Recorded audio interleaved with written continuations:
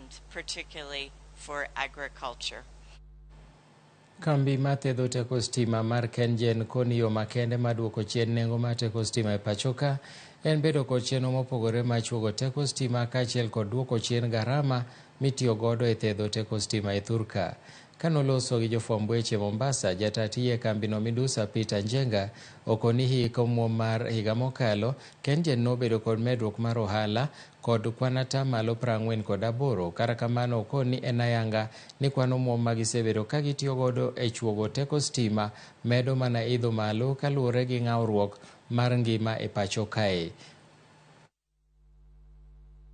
Kuom ajenda ma gidwa tayo en maneno ni okenge mag medo nyuolo teko stima bang' yangore ni kwan jogo matiyo gi stima we continue investing in cheaper modes of generation of electricity, especially the renewables.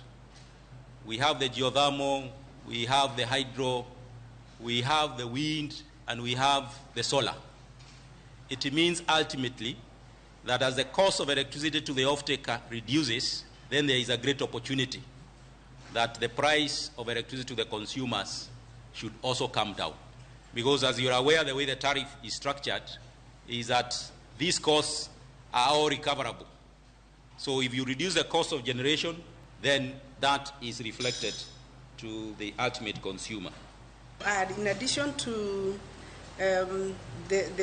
the repairs, the overhauls that we do, we also had a new power plant, an 83 megawatt power plant coming on board, joining the assets that are now being depreciated. So that also came with this depreciation, and of course it brought revenues on the top line, so balancing out.